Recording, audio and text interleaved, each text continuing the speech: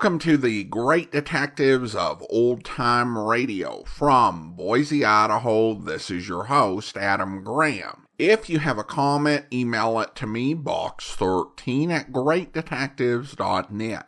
Follow us on Twitter at Radio Detectives and check us out on Instagram, instagram.com/greatdetectives. I do want to encourage you to check out our other podcasts. In particular, I'm highlighting our Volume 1 series. We are doing a new podcast feed with the first 3 seasons of the Great Detectives of Old Time Radio and reposting them in original listen order. Currently, we are to Season 2, which will feature such programs as Nero Wolfe and The Thin Man and Barry Craig Confidential Investigator. Right now, we are only posting 1 episode per day, so it's a great time to get on board and to catch up on the entirety of Volume 1. You can check that out over at volume1.greatdetectives.net. We've got all of Season 1 and getting into Season 2 now. Well, now it is time for this week's episode of I Hate Crime, and this one is episode 44. Original air date, 1950. Let's go ahead and listen.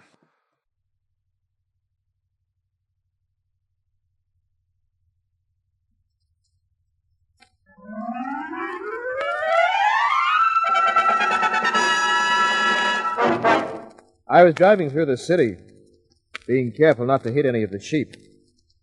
At St. James, of course, I had to stop to let a whole flock go by. While I was waiting... Hey! Hello, Sport. Oh, these seat cushions ain't comfortable. My sudden passenger was that celebrated cab, truck, tram, and bus jumper, Lucy Kelso. She wore an old army coat, army shoes, a sun visor. She wore her hair... Well... All right, Sport, come on. Move your way through the mob. Blow the horn. All right, if you won't... Hey, stop that. Hey, get away from that horn. Do you want to get me pinched? Move aside, Mugs. Let us through. Come on, get this heap out of here, unless you want me to shift those gears for you. Okay.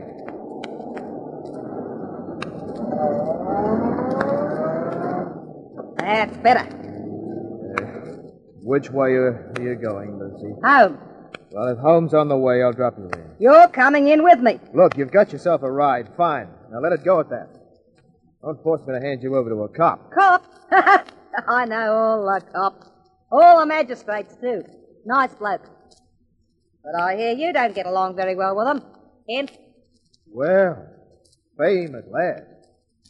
I know who you are. And I've been waiting to see you. I have business with you, Kent. Important business. Well, you sound almost... Normal? Sure. But I really am. Normal businesswoman. Now take me home and I'll tell you all about it. Turn left at the next corner. And so, 10 minutes later, I was sitting in a comfortable chair in a Paddington apartment. Here's your drink. Thanks. Cheers. Yeah, good luck. Now, you're surprised, aren't you? Flabbergasted. Yeah, I should have gone on the stage. Well, from what I've seen so far, you'd have been a great actress. I am a great actress. During the past 20 years, I've established a character that's known to everybody in Australia, even overseas. I don't get it. Well, it started as a joke. I wanted to see how far I could get by dropping all conventions. Then I began having so much fun that I kept it up. After a while, people believed in me as a mad character. By then, You won't believe this, but I just couldn't let them down. You couldn't let them down? They believe in me. It makes them happy to talk about me, to read about me in the newspapers. How about the taxi drivers? Oh, they're good folks. They complain when I get into their cabs, but later on they brag about it to their mates. And the tram conductors? With all the things they've got to contend with, Kent, I'm no trouble at all. The fact is, most tram conductors have a real good sense of humor. And the magistrates you appeared before? Oh, good blokes mainly. A little stiff sometimes, though. Like they're afraid to laugh, you know. Another drink? Yeah, thanks.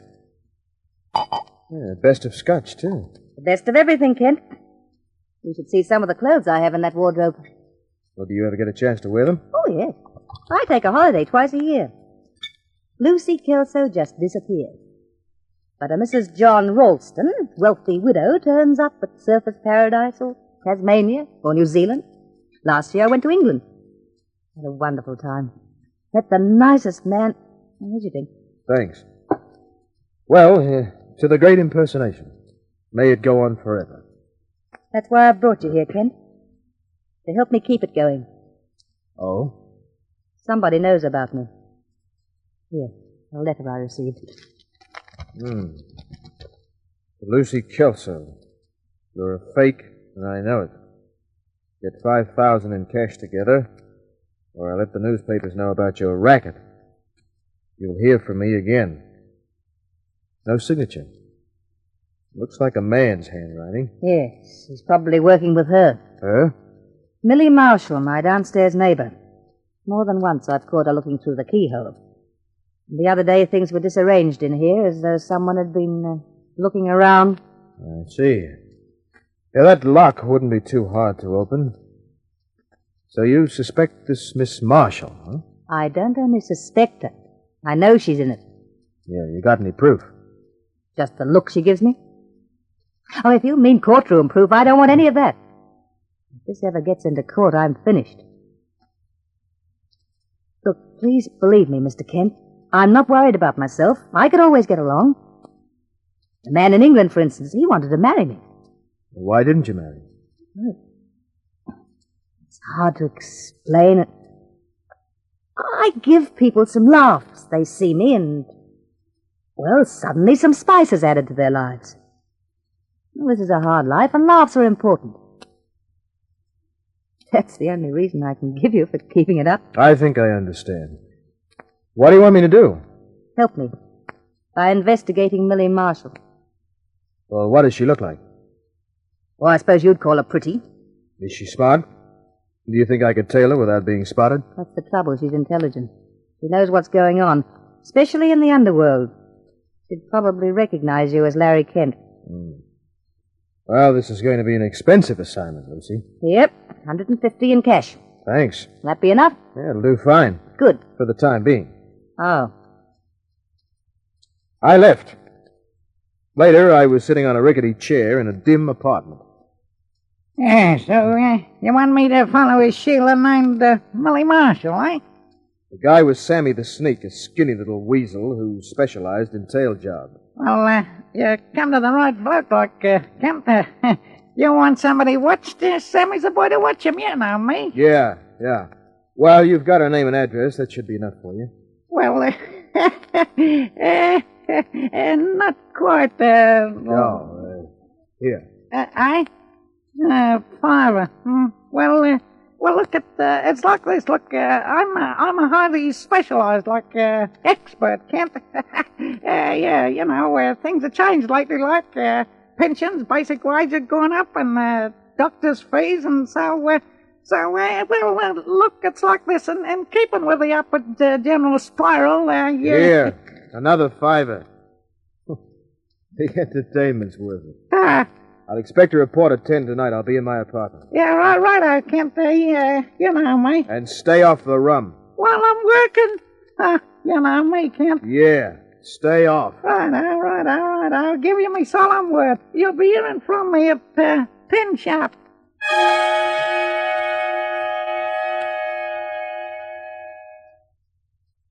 My wristwatch said 10 after 10.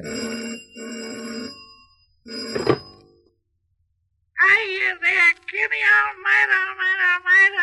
Hey, look, Kenny, all mate, this is Sammy the Snake, yeah. Oh. Where are you? I am now at the Camellia Club. How many rums have you had? Oh, one or two, Kenny, one or two. You know me, go. Where's Millie Marshall? Yeah, well, no, it's like this, am I a sales job expert or am I? Never was true a word said. Never in all of my experience did anybody come along to... Get to the point, you little weasel. Out with it. What happened to Millie Marshall? She is now sharing a table with me. What? Best way to find out about her, ain't it? Yeah. Well, we've been having a nice long talk, all right. What have you told her about me? About you? I don't think so. Very soon.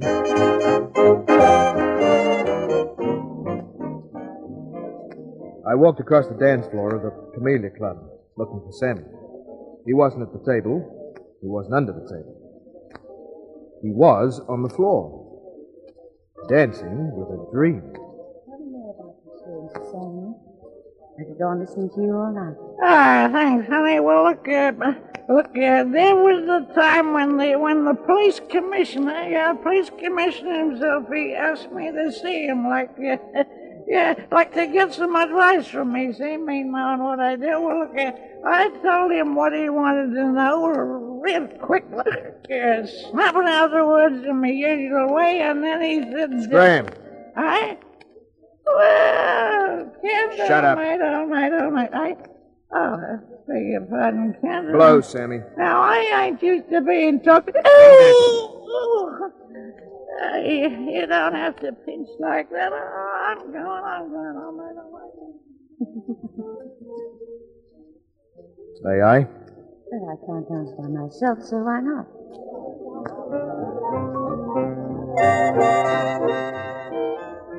Why'd you have to break that up? Oh, he's too short for you. He's very amusing. I was having a lot of fun with him. Larry. That saves me an introduction. Now, if you tell me your name... Please don't insult my intelligence. I know my way around. I know that Sam is a shadower. It's obvious that you hired him. Now, where do we go from there? Okay, so we're in the open, Millie. Your move? I like the moves I'm making right now. You're flattening the petals of my corsage. That's lovely corsage. In fact... Thank you. It's my pleasure. I adore compliments, but some other time. Business, huh? If you don't mind. Okay. You were seen going into Herbie's department store. A fur coat disappeared. I was hired by the management of the store to make discreet inquiries. Suppose I told you that I haven't been to Hervey's in 2 or 3 months. Well, then I'd say that the management made a woeful mistake. You sure that's why you had him shadowing me? Well, the manager of Hervey's signed the retainer check. Good-sized one, too. How about you helping me spend some of them, huh? I don't mind at all. Fine. But that doesn't mean I trust you. Oh, a dame like you shouldn't trust anybody. Shall we go to the table? All right. We did some drinking. She had a start on me, naturally, having had to loosen Sammy the Sneak's tongue. After half an hour or so, Millie was getting silly. Oh, it's been a wonderful night. First a little sneak artist, now a private detective. Yeah, your company's improving all the time. You know, I like you, even though you are a copper. A private copper. I like you more all the time. Great. The night's still young. Take me home before it gets too old. Ah, there's a look in your eye, Millie. Naturally. Come on, lad.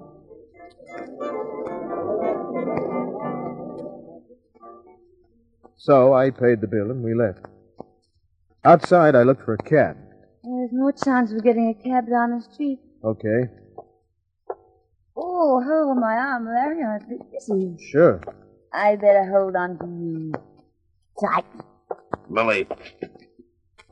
The guy had stepped out of the shadows. He was as big as a truck and twice as ugly. Been waiting for you, Millie. Meet Larry Kent. Hi. He's a private detective. You've heard of him, haven't you? Yeah. He hired Sammy the Sneak to follow me. He did he? Let go of my arm, Millie. Hit him. A pleasure.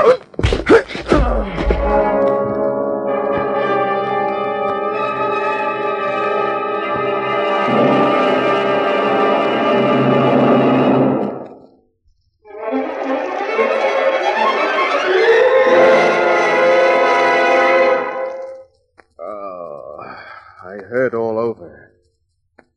I got up from the cold sidewalk, headed home. Without giving you the boring details, I finally got to bed.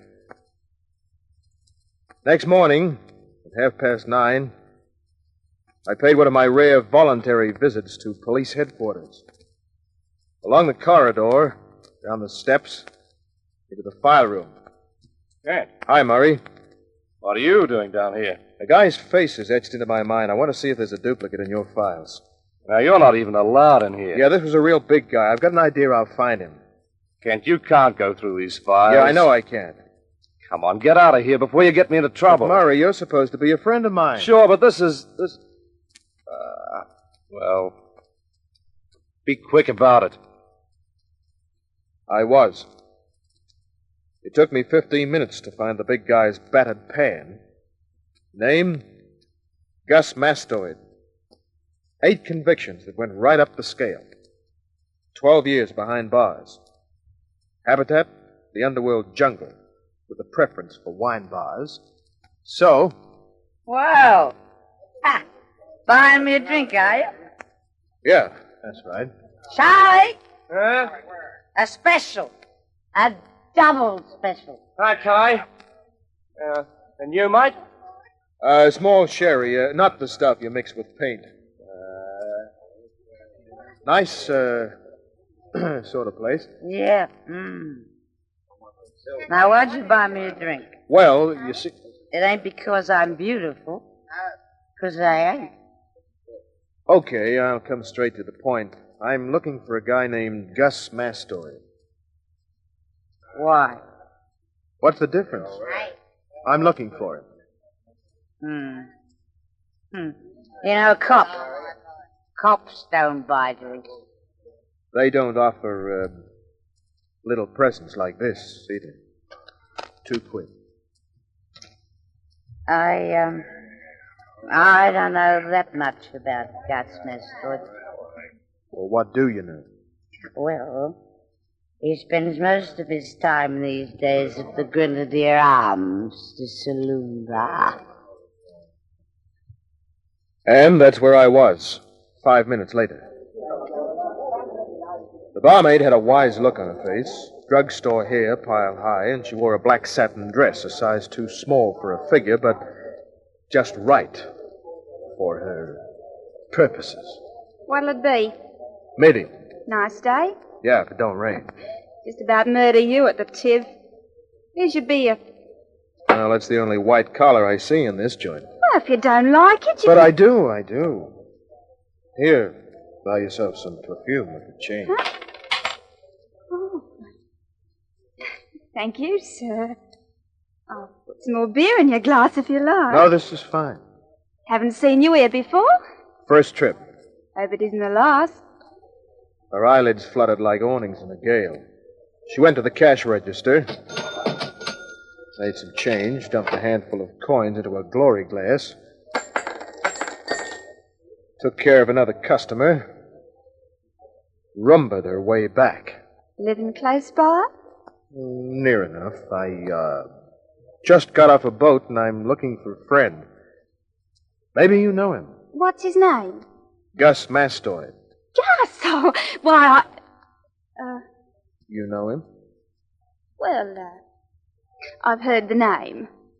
Oh. You figure I'm a cop, huh? Not with that accent. But you feel you should protect your customers, huh? Well, barmaids are like that. But I'm not saying I know Gus. No, you're not, but, would this make you say it? Fiver. Yeah, Gus is a really good friend. It's worth a $5 to know where he is. Well, I was never the kind to disappoint a guy when he's looking for his best friend. Slip it to me so nobody sees it. There you are. Thanks. Well? He lives on River Street. I know that because he sort of, invited me up for a cup of tea whenever I'm not doing anything. Oh. Of course, I didn't take the invitation. The girl has to watch her. Yeah. What's the number of the house? 212.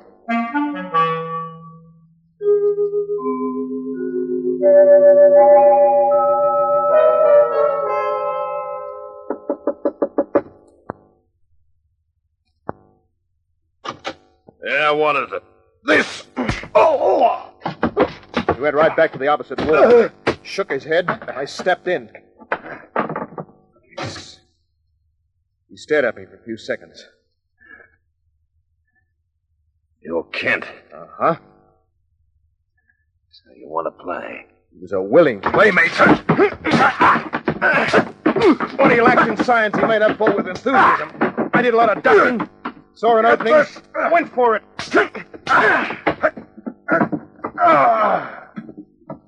Sitting down, he shook his head again. Tried to get to his feet, but my foot was in the way. Get me, will you? Yeah, my hands hurt. I'll murder you. A rabbit punch. This time, he just lay there.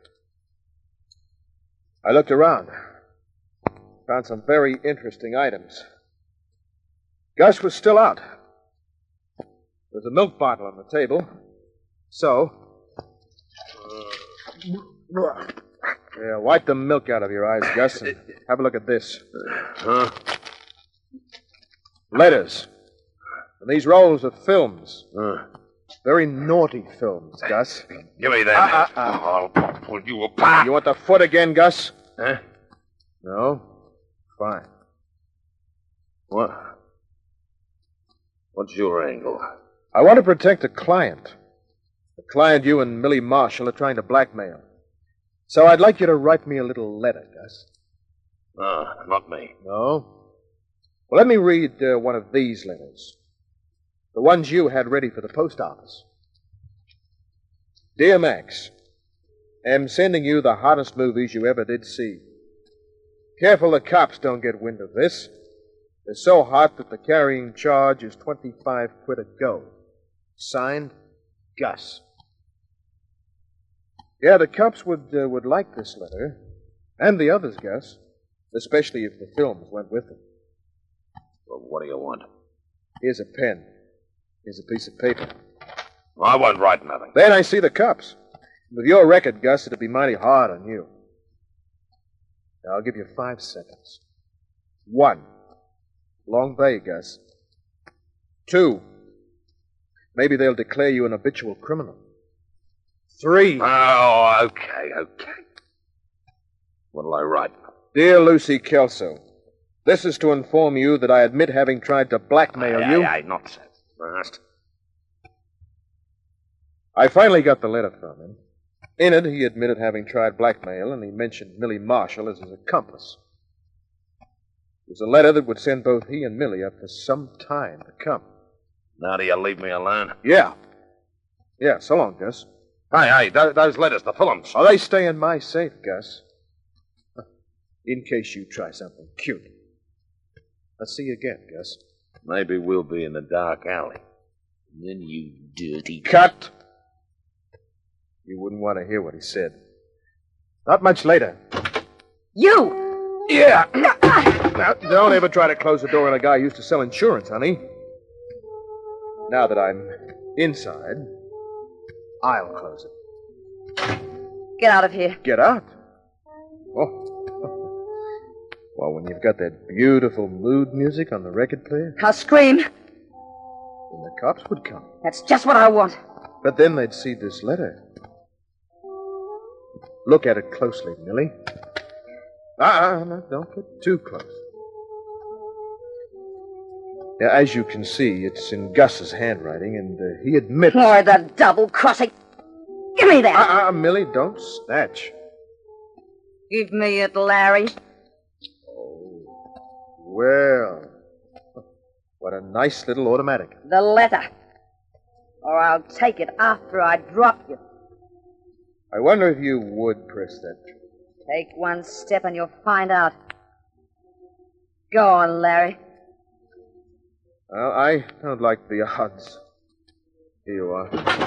Grab it, Kent. Drop it, Millie. Drop it. That's the girl. Yeah. Here you are, Lucy. A letter for you. Ah. Thanks, Kent. Thank you, Lucy. I'll get you for this, Kent. And I'll get back at you, too, you old... Aye. Old what, eh? Old what? Come on, old what? Stinker! Cut this love! No! Now, I'm giving you 3 seconds to change your opinion, love. I'm an old what, eh? You're a sweet old thing. Come on, a little more, a little more. And I think you're beautiful. Well, keep on thinking it. And if you so much as look at me crossways from now on, I'll give you a going over that'll make the Burns-Johnson fight look like a slow waltz. Out of my way, kid. I've got to catch a tram.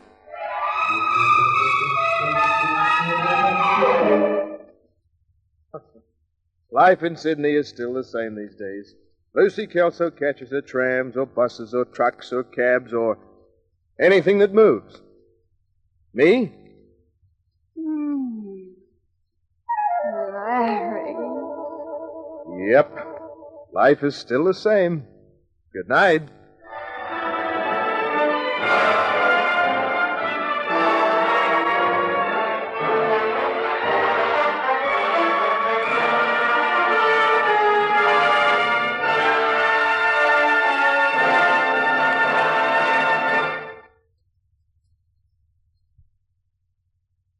Welcome back. Well, an important moral of this story is to never call an Australian woman a stinker. I did not know it was that big a deal, but Lucy has taught us otherwise, so be warned. I actually like the whole concept of Lucy and why she did what she did. Essentially, it was her decision to keep doing this because communities need their local characters. It gives them flavor, and it made people happy, which of course makes the blackmailers even more loathsome. I did also like Larry saying cut. A bit of fourth wall breaking to protect listeners from language that the network censors would doubtless not approve of. Now we do turn to listener comments and feedback. And we have a comment here from Australia from the Twitter account of the show. 89.7 PBA-FM in Salisbury, South Australia. And they write, have to thank you for bringing this to our ears. Australian radio shows of yesteryear, even though it feels clunky at times compared to many of the American shows of the same era, are so rare. Well, thanks so much, and it really is fun to be able to bring I Hate Crime to you. I will say that there's not quite as much Australian radio out there as there is American radio. There are some interesting programs out there. I think one thing that Australian radio did really well at were serializations. Other than for soap operas or juvenile programs, I think American radio moved away from heavily serialized stories as you went through the late 1930s into the 1940s. I don't think Australian radio really slowed down, and they did some really good serialization.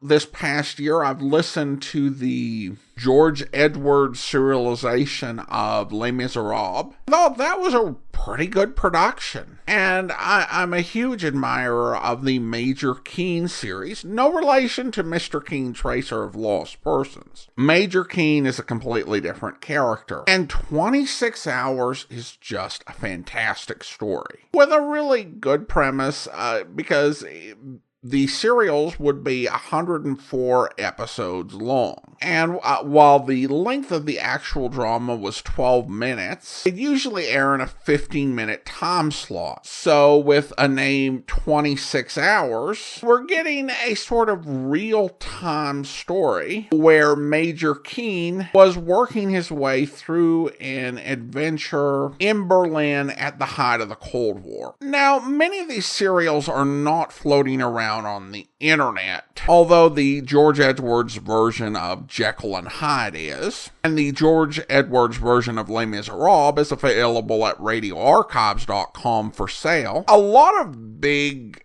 serials were produced by Grace Gibson Radio Production. That company has continued on in selling the old radio programs, gracegibsonradio.com. There are a lot of tantalizing programs there. They were one of the chief syndicators of Australian radio programs, and so they actually have a lot of full serials, as well as half-hour programs. There's a lot there. I will say that the website's perhaps not the best, and the cover art in particular is not all that inspired. It seems like more generic pictures that might confuse some listeners as to where this story is actually set. But there are things I would be curious in picking up and listening to over there, particularly the American programs, plus the serialized Philip Marlowe Investigates. So I think Australia does have some interesting programs in its radio heritage, though its strength does tend not to be in the half-hour programs. Thanks so much for the comment. And then Jenny asked a question regarding a recent episode. Could someone tell me what an SP man is? That's how the victim made his money. I did some research on this because I had heard it, but then I kind of forgot about it when I was getting into my post-episode commentary. But an SP man is an illegal off-course operator, also known as a starting price bookmaker. And the website I found noted the term SP is also used by racing officials to declare the official starting price of a horse. So essentially, an SP man would be an Australian bookie. From what I'm understanding, if there's additional insight, I would be happy to have that corrected. Thank you so much. Appreciate the comment, Jenny. And now it is time to thank our Patreon supporter of the day. Thank you to Lance Dawn, Patreon supporter since January of 2022, currently supporting us at the Master Detective level of $15 or more per month. Again, thank you so much for your support. And that will do it for today. A reminder that you can make sure you never miss an episode by subscribing to the podcast with your favorite podcast software, whether it's Apple Podcasts, TuneIn, Stitcher, or Spotify, or Amazon Music at amazon.com/OTR Detectives. If you are enjoying this podcast on YouTube, be sure to like the video, subscribe to the channel, and mark the notification bell. We will be back next Tuesday with another episode of I Hate Crime. But coming up tomorrow, listen in for Steve Mitchell and Dangerous Assignment, where... I see the two of you have already met. Well, not officially. This is Triflis. Aye. Delighted. And what do you wish of Sarita, Mr. Mitchell? Little information about your dead boyfriend, Yusuf. Many men are in love with Sarita, Mr. Mitchell. It is a pity, but it is fate. Yusuf was merely one of them. I see. Well, was it fate that killed him? I do not understand. How did it happen? It was during my dance. I heard sudden shouts. Then the lights went out. Such a pity. I might have saved Yusuf had I acted more quickly. What do you mean, Triflis? Well, I was standing over at the bar when the fighting started, but just as I got to Yusuf, the lights went out and there he was, lying on the floor with a knife in his back. Such a pity. He was a very dear friend of mine. I miss him greatly. Did Yusuf ever mention his job with the 5-star to you, Sarita? No. Sarita is not interested in such things. Oh? What sort of things is Sarita interested in? Her beauty. Modest little daisy, aren't you? Modesty is for the unlovely. Is she not completely charming, Mitchell? Well, that's one word for it. This fight that killed Yusuf took place 4 nights ago, right? Let me see. Yes, that is correct. I remember because the next morning I made a business trip to the coast. What kind of business you in, Triflis? Several little enterprises. This trip involved one of them, a truck line which I operate. What do you haul? Oil. From here in Marani to the town of Qatif on the Persian Gulf. You don't haul for the 5-star oil company by any chance, do you? Well, as a matter of fact, yes. They are one of my accounts. I see. Oh. Thanks for the conversation, Sarita. Triflis. It was very interesting.